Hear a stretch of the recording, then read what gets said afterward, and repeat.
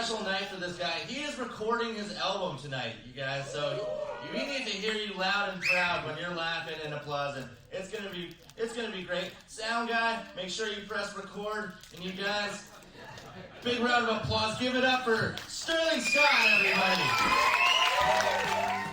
I am Sterling V. Scott. I love being up and down on the shoe swap. It's such a beautiful place, and so it's not only great to watch and see the scenery, but then get to hear that familiar sound of laughter that I've missed so much. What inspires me on the daily is life itself. I mean, let's be realistic. The fact that if you ever stopped and just realized, take that moment out. And I mean, a lot of bad things happened for people during COVID, but I think one of the greatest things was that we had time. We had time to actually sit down and appreciate, to understand.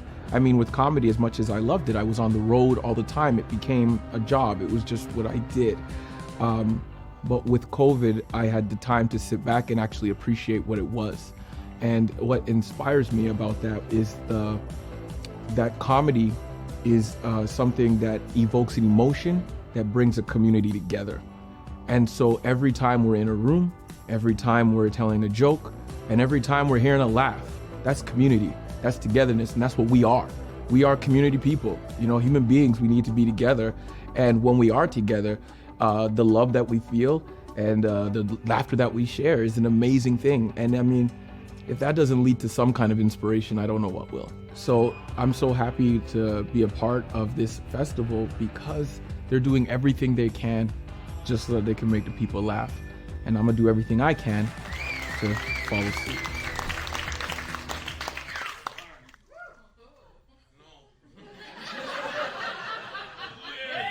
Kamloops, how you doing? What's going on?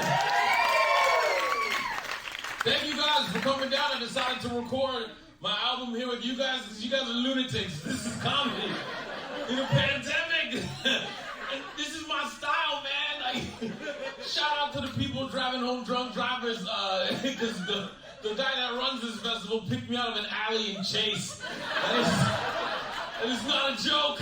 He found me behind the Silver Fox pub in Chase, in an alley. And the worst part is the two comedians that you just saw on the stage, they never met me until he had to pull me out the back seat of the car. What an amazing way to start off your meeting, where it's like your headliner's in the back seat. And then they opened the door and checked to see if I was still breathing. That's go hard in the paint, baby. Let's do this! All right. A lot of people talk about all the bad things that happened with COVID, right? I like to look at the positive. I like to look at the positive things, because, for example, close talkers are illegal. Never in our lives have we had the social capacity to tell these people how much we hate them. We would try. You would take a step back, they'd take two forward. You'd offer them gum, they would decline.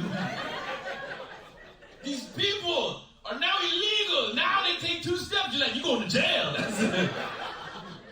I hated close talkers, and the worst ones were drunk people. Because drunk people always wanted to tell you a secret. But that secret was never delicately whispered in your ears. No! Shouted in your face! And they always had a lot of S's and P's in the conversation. It doesn't happen. It doesn't help when you're talking to drunk people on the shoe swap. Because I finished the comedy show and this guy was drunk. I knew he was drunk because he was standing outside looking like a character in Mortal Kombat for a finishing move. He was like, get over here! And he saw me and he was like, come here, I want to talk to you. And I'm like, no. But he was very aggressive. And he grabbed me by the back of my neck and he goes, your comedy is very special. But when he said special, I saw the spit bubbles arc. I saw the spit leave his mouth. And it landed on my lips. And I'm so Canadian, I didn't want to make him feel bad during the conversation. So while he was talking, I just licked my lips. At night, I can still taste him. I don't like drinking that much in small town bars. I stand out.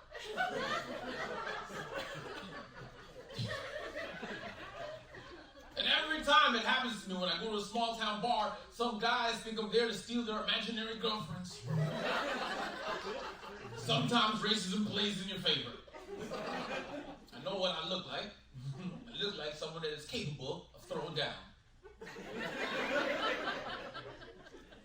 And so I'm in the bar, enjoying a beverage as I do, and this guy is exactly the type of guy you guys think he is. You know what I'm saying? He's got a baseball hat on, covered male pattern baldness, pair of Ray-Bans over it, that guy.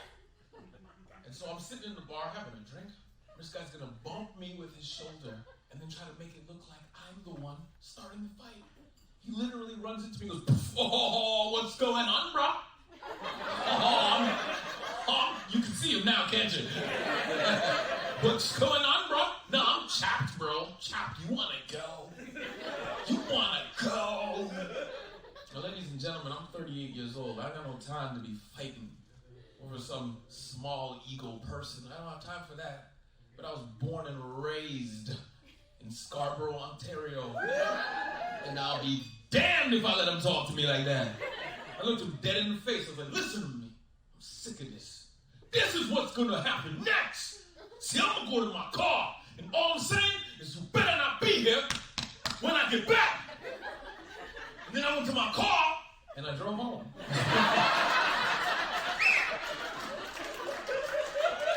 I got parent-teacher interview in the morning. I can't get punched in the face.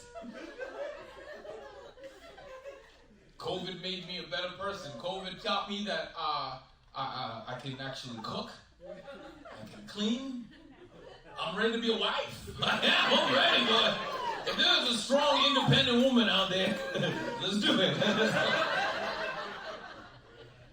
I lost 35 pounds on COVID, and a lot of people were like, "Oh my God, how did you do it? Keto?" I'm like, "Poverty." I don't know how people did it. How did you gain weight? How? I was on the CERB check. Okay, $2,000 a month. By the way, it's not a lot of money. I don't know how people were complaining. You guys are getting free money. I'm like, what bills do you pay? First off, let me break down what $2,000 does for me in my life, okay? My mortgage is $1,250. My condo fees is $550. My car insurance is $250. My cell phone bill is $175. And I smoke weed. Where do you see time for food? This is how it's going out. COVID killed religion. Did you ever think in your life you would ever live through something so detrimental in society that it shut down religion? All religions closed. Religion closed. Weed stores still open. Religion closed. Line up around the liquor store. And at first it didn't make any sense to me, but then it kicked in because unlike religion, COVID is real.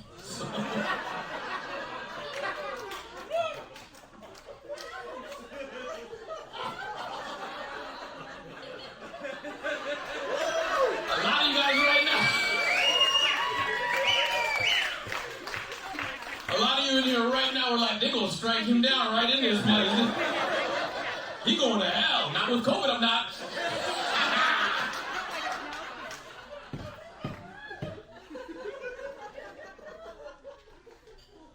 COVID killed birthdays, right? And not even the ones that should have been killed. You know what I'm talking about? Young white girls in the living room with balloons with their age on it, asking people to drive around their house and honk.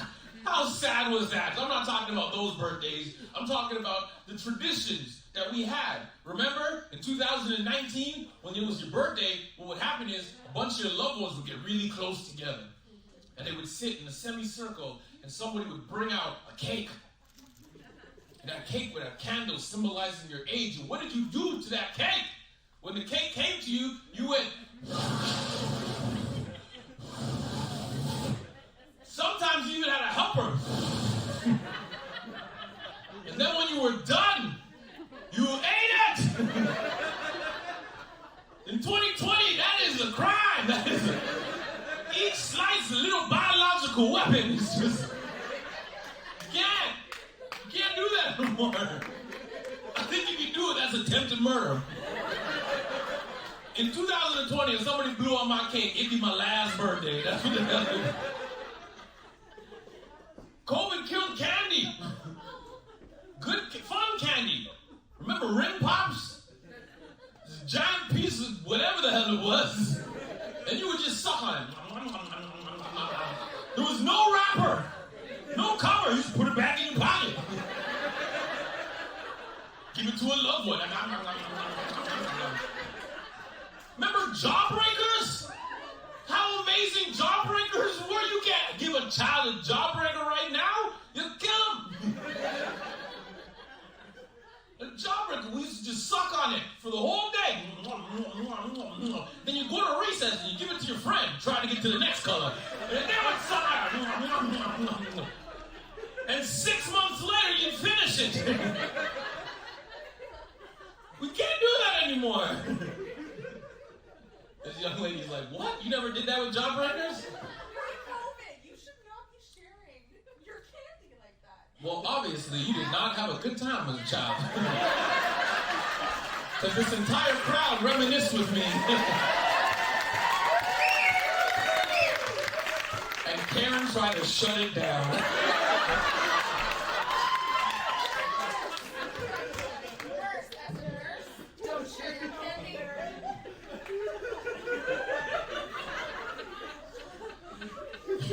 That was a good joke.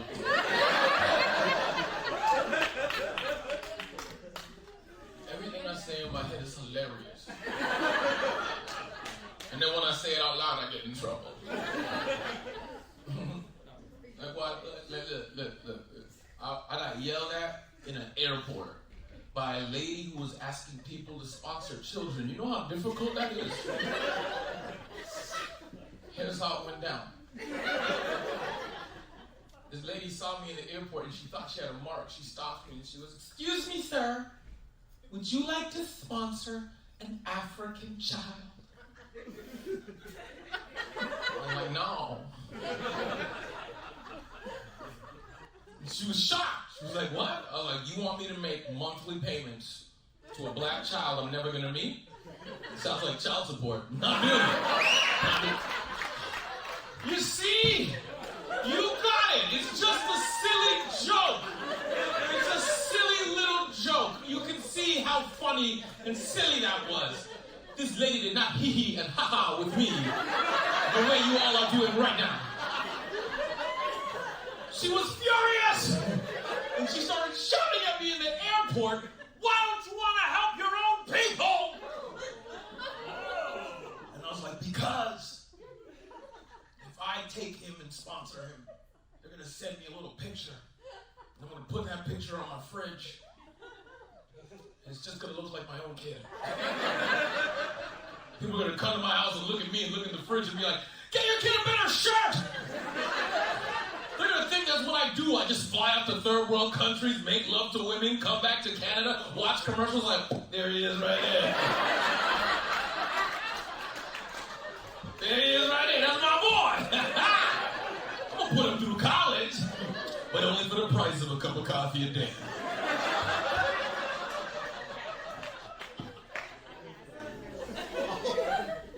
Everything I say in my head is hilarious. Then when I say it out loud, I get in trouble.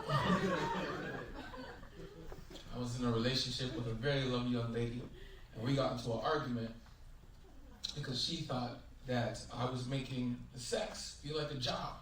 Sounds like a stupid thing to say, but here's how it went down. We started arguing, and the argument got so intense that midway, she broke out crying. Midway, she just broke out.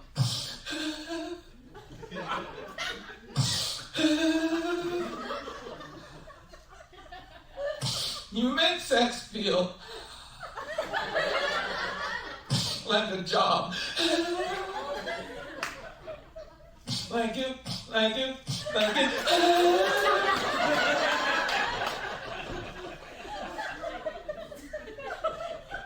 if I don't show up, I'll get fired. And I was like, baby, listen to me. Shh. I'm not gonna fire you. No. Well, when you don't show up, I'll find someone to cover your shift. You better believe that. And then she left me. That's how that played out. I don't care. When she left, she used that classic breakup line. She was like, you will never find another woman quite like me. Ladies and gentlemen, don't do that. Don't do that. And I was like, man or woman, just the sheer arrogance of that. I will never find another person like you. There's 7 billion people on this planet today. 7 billion people. You don't think I can find another woman who likes Starbucks coffee, wears Uggs boots, and has a pair of Lululemon jogging pants that have never seen the inside of a gym? Nah. I'll take my shot, sister. I'll take my shot. Everything I say in my head is hilarious. You know when I say it out loud, I get in trouble. I was in another great relationship with a lovely lady, and it was my birthday, and she wanted to get me something nice and thoughtful, so she gave me a little romantic coupon book. Aww. I excited, that little coupon. That said, like, good for one back rub. Redeemed for 50 kisses and 30% off of snuggles. Because apparently I was paying for snuggles. Everything I say in my head is hilarious. And I was like, baby, listen, I appreciate the idea, the sentiment. Thank you. But let's be honest. These coupons are for things you're going to give me anyways throughout the course of our relationship. If you're going to give me a coupon on my birthday, well, let it be for something that you're never going to give me. You know what I mean? Like, I don't want a coupon good for 50 kisses. I want a coupon good for one, please shut the hell up. Just one, please shut the hell up. Just one. Oh, you cowardly men, don't you act like that's not a good coupon. You come in the house, as soon as you walk in the house, you're like, where you been out there? Why you smell like that? Shut the hell up. I'll be at Staples printing those coupons off like, this is the gift that keeps on giving.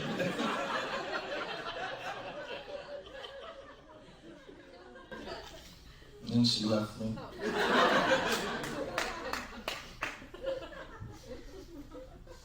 In another relationship. I think she had a reason to leave me. Here's how it went down.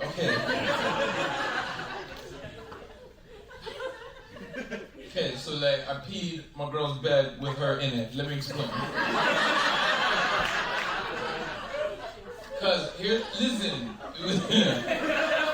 We went out and we had a good time. You know what I'm talking when you have a good time. They find you in an alley and chase. We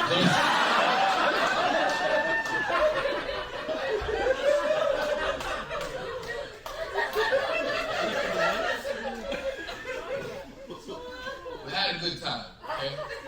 We had such a good time, she had to drive home. Got back home, I like to cuddle, okay? We hopped in the bed and we cuddled. I like to be big spoon, she liked to be little spoon. Then I fell asleep. Then I had to dream.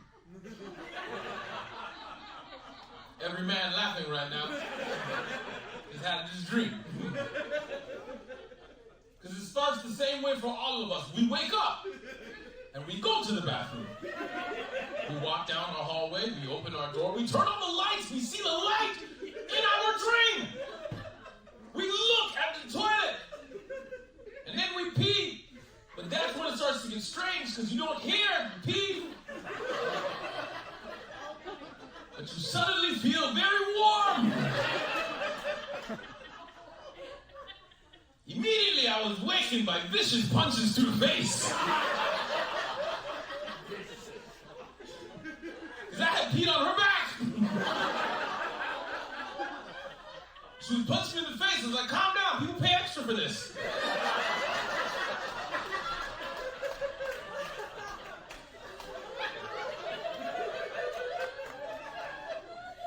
She left me too.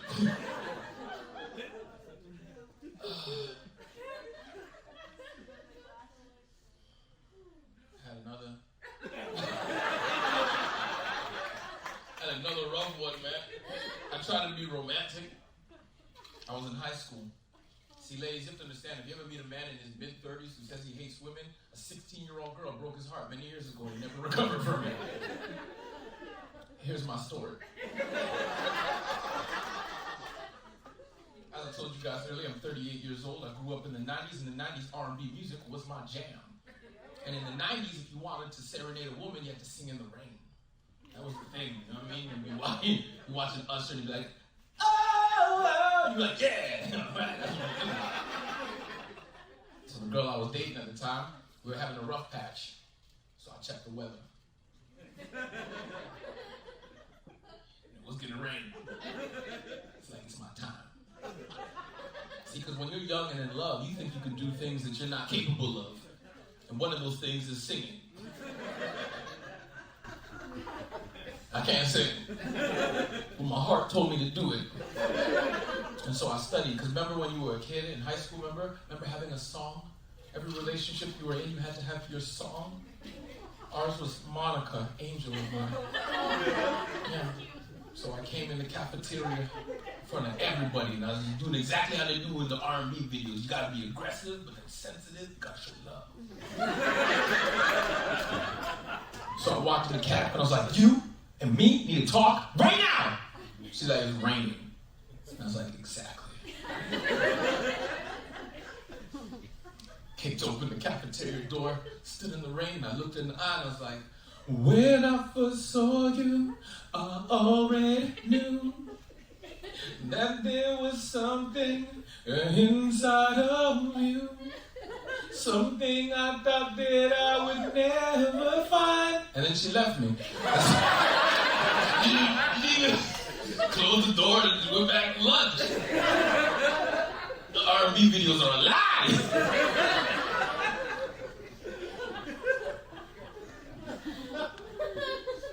I hate dating. It sucks. People in relationships, don't let the single people fool you. I don't think there's a lot of single people in Kamloops. A lot of you guys are coupled up. I don't even know if you guys do Tinder. I think you guys just open your door and yell. No! I own 4 acres of land! Try again next week.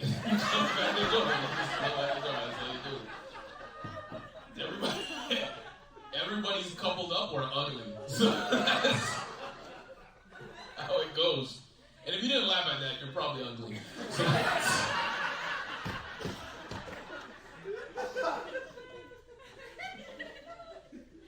see, the key to success is this, man. Date within your class. That's right. Date within your class. Let me explain. I'm about a 6.5, maybe a 7. If you think I'm anything higher than that, stop drinking.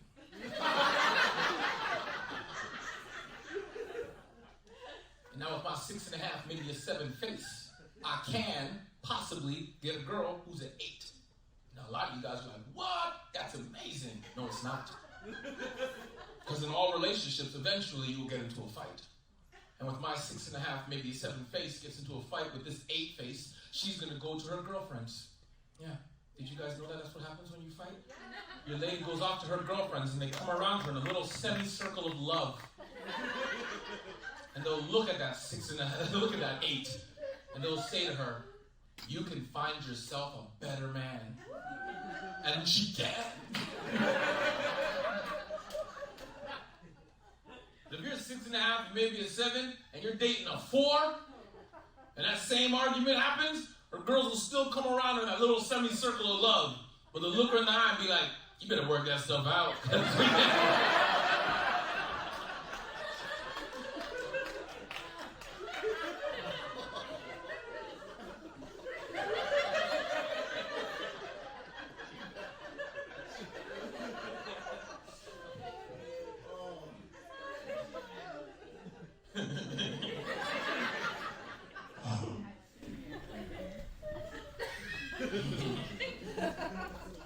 Ladies, be nicer to your boyfriends, husbands. No, seriously, be nicer to them. You know you ladies take advantage of us, and we don't even tell you. Watch, I'm going to show you. Every woman in here at some point in time in your life has done this. You are at a party, in a bar, somewhere, right? It's late, right? And you're going to look a man in the eye, and you're going to say to him, "Excuse me, sir, there is a bunch of murderers and rapists outside.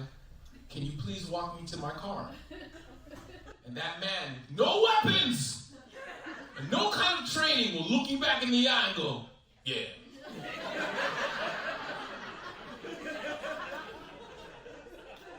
And then the two of you will walk together to your car, and then you'll get in your car, and what do? You drive off! Leaving the man outside with all the murderers and the rapists. Sans one person, he's gonna get touched. I can't do that as a man. I can't look at this big man up here in the front and be like, "Excuse me, sir. There's a lot of murderers and rapists outside. Can you walk me to my car?" He'd be like, "No, you're gonna get raped. That's how it works. Maybe you shouldn't dress like that."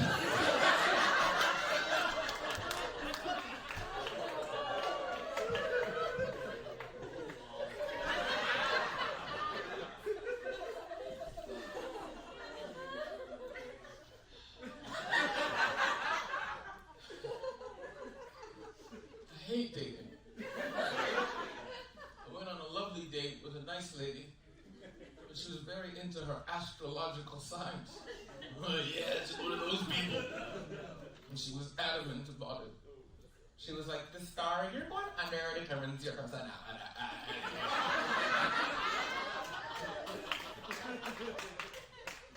I was like, "Really?" She goes, "Yeah." Phenomenal, right? Phenomenal. Wouldn't it be amazing that if the star you were born under determines your personality, right? Because then we could just figure out who the murderers are, right? Murderers, rapists, you know what I mean? Whoever, all these people, we could just erase them. We could stop making them.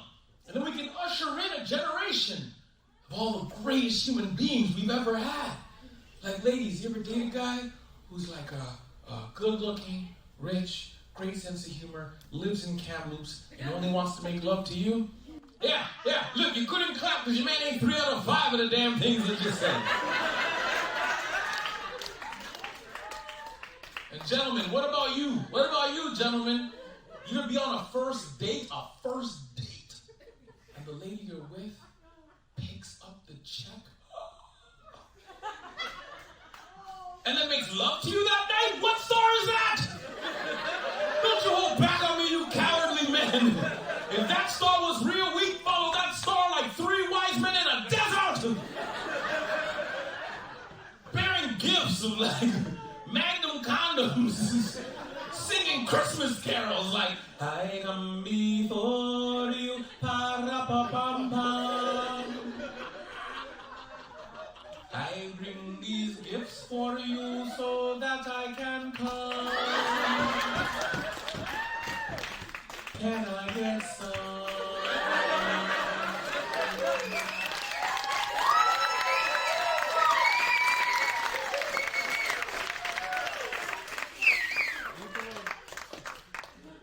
Very funny. I'm just not famous. You know what I mean? It sucks. Pre-COVID, I used to do 400 shows a year. 400 shows a year. And people would line up after every show and take pictures with me. I was tagged in 2019 twice! 400 shows, I was tagged twice! And in one of the photos, the lady cropped me out!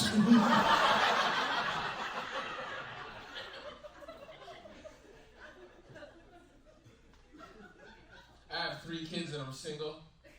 That's not good for your resume. Because every time I tell a woman I have 3 kids and I'm single, she's like, he knows right away. You know what I mean? She knows, because like she can see that I have commitment issues and a weak pull-out game. And she's absolutely right. But no man in here should judge me. No man in this room tonight has has never been in a situation where you were making sweet, sweet love to your woman. It was hot and heavy and passionate, your knees trembled, and then she looked you in the eye and said, "Did you just come inside of me?" Yeah.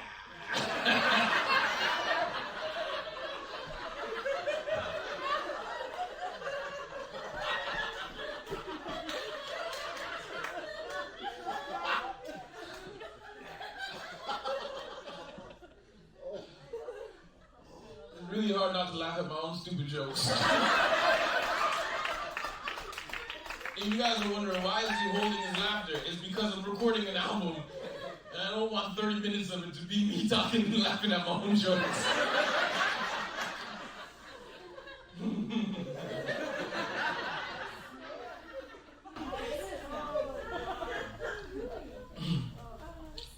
It's hard when you do comedy on the road all the time. That's why I kind of liked staying home, because I have, like I said, I have kids, and I travel a lot pre-COVID, and I remember a very sad day. You know, my son came out to me one day and he's like, "Hey, Daddy, are you going away again?"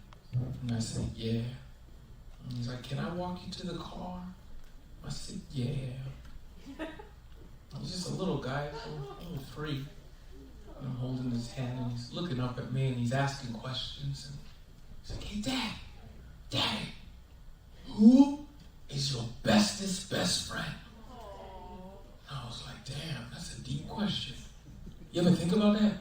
Who is your bestest best friend? I was caught off guard. I was like, I don't know who my bestest best friend is. Who's your bestest best friend?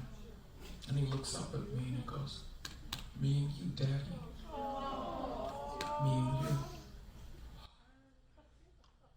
I was like, "Son, you're not even in my top 5.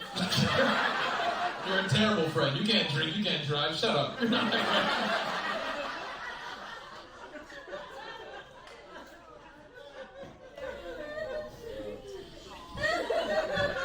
I live in Alberta. I was supposed to move to Los Angeles, but then the pandemic hit and I had to come back home. And I live in Alberta now. And every time I tell people that, they're like, "Ha ha, God doesn't love you." But I embrace where I live. I embrace it. You know why? I don't gotta worry about the cold. Because you know why? Cold stops zombies. That's right. Walking Dead, that was done in Atlanta. Resident Evil, they were in the desert in Vegas. Zombies don't like the cold, people. Think about it. It's negative 35 degrees Celsius. Zombies are walking up your driveway. You throw a bucket of hot water down and it immediately freezes. Zombies are slipping and sliding all over the place. You slap on your skates and you skate off to victory. And what do zombies want to do? They want to bite your flesh. They want to bite your flesh. Let's see them bite through a Carhartt jacket. And they just chip their tooth and just go right back to work. For this next joke to work, I need you guys to imaginate. If you do not imaginate, the joke is not funny and it is then your fault. Let's begin. Before and after pictures. Before and after pictures usually start out with a person being overweight, and then it finishes with them being really slim. You think in starving countries the pictures are reversed? You know what I mean? Like, you think it starts out with a guy being skinny, then he ends up fat, and he's like, "I did it in 90 days!" I think that is the solution to some of our world's problems. A third world weight loss exchange program. We take all of the starving countries' skinny people. We take all of the North America's fat people, and we just swap them. Forget exercise and diet, famine and disease. And then we just leave the skinny people here until they get about 165, 170. And we keep all the fat people over there until they hit about 165. And then we swap them back. Then not only have I solved world hunger, but I solved world obesity. So forget your laughs. I need a Nobel Peace Prize.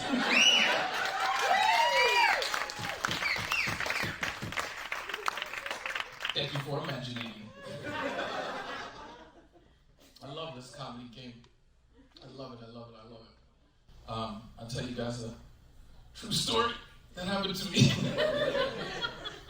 I was in Calgary during Pride, and during Pride in Calgary, I don't know if you guys knew this, but they let the bars sell liquor till 3 a.m. Now, I have a lot of gay fans that come out to my show, and they're phenomenal. And at the end of the show, during Pride in Calgary, one of them comes up to me and he says, "Hey, great show tonight. Do you want to go grab a few drinks?" And I was like, "Well, I don't mean to be rude, but I'm, you know what I mean, I'm straight, you know what I mean?" He's like, "Oh, no. I wasn't hitting on you.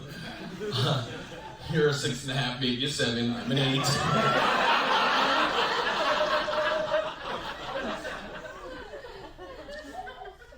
But the bars are open till 3 a.m. And I was like, I'd suck a for that. So I went. And so I went to the club, and when I got there, you have to understand, it's Pride, right? It's a party. Everyone's having a good time. Bars open, people are drinking, so am I. And from across the room, this guy locked eyes with me. And now I know he locked eyes with me. He made it very evident. Because as I was standing against the wall, he just was looking at me like this. And he just turned, and he started to dance.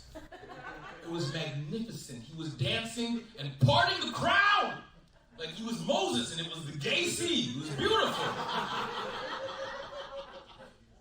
But I'm straight, so as he got within earshot, put my hand out, and I very politely said, "I'm sorry." Those were the only words that came out of my mouth. I was like, "I'm sorry." He went, "Whatever, you're fat." And he danced off! I was like, "No, this is a big sweater."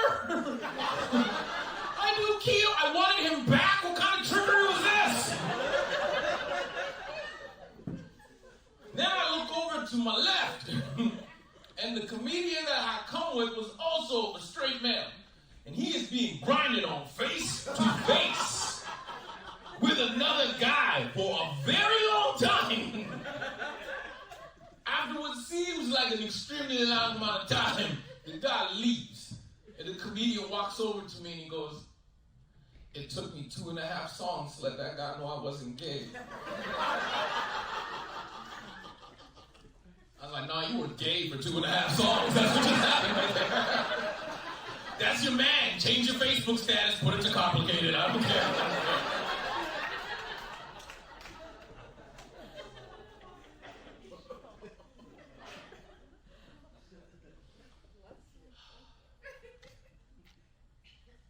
Have any of you guys ever been to Edmonton, Alberta? Clap if you've ever been there. Okay. So in Edmonton, there's a street called White Ave. And on White Ave, if you've never been, it's bar to bar to bar to bar to bar for miles. And there's a tradition in Edmonton that young, dumb people do, and it's called the White Ave Challenge. What that challenge is to start at the very first bar at the beginning of White Ave and to have one drink in every one of those bars until you get to the end. So I did it. Halfway through, I was very drunk when I saw police officers on bicycles. That for me is very hilarious. I don't care, there's no intimidation for me. And I'm black, I'm afraid of cops. But like, when they're on bikes, I don't know, man. It's just like the spandex, the hat. How you gonna stop crime when I can stop and do a stick? You know what I mean? Like, you stop right there. No, you stop right there. How you gonna catch me on a curb 6 inches high? What, pop a wheelie? I'll kick it over. I don't care. I was very drunk, and I decided to tell the police officers these jokes. They did not hee-hee and ha-ha with me the way you are laughing right now. They took me to jail. They took me directly to jail. And I did not know this at the time, but I am not mentally capable of handling prison. Mentally capable of handling prison. First off, I did not know when I was in there that they could hold you for up to 24 hours without having to charge you. So while I was in my holding cell, they came and they offered me a little cup of apple juice and a little cheese sandwich. And I was still mad about the altercation. So I was like, man, forget your apple juice. I kicked it right through the bars. I took the cheese sandwich and I threw it against the wall.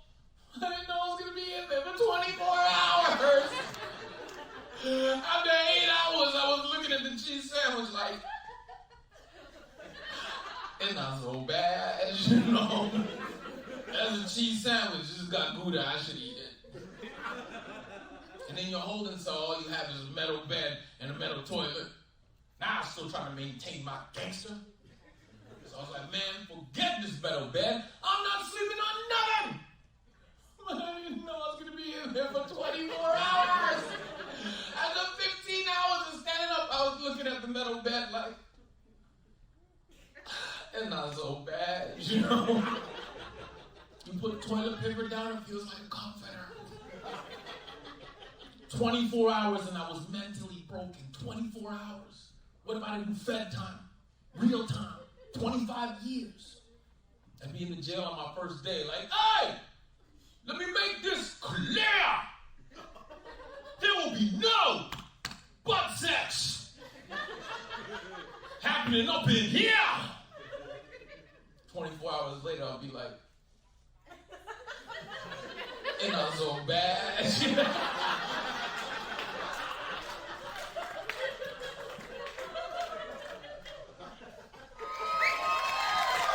Ladies and gentlemen, you've been phenomenal. Kamloops, understand something right now. The joy I feel right now as I make you laugh, and the joy that you guys feel, this, what we got, was brought by this. So please, please, please, next time, next year, and forever, please keep supporting the Cam Comedy Fest.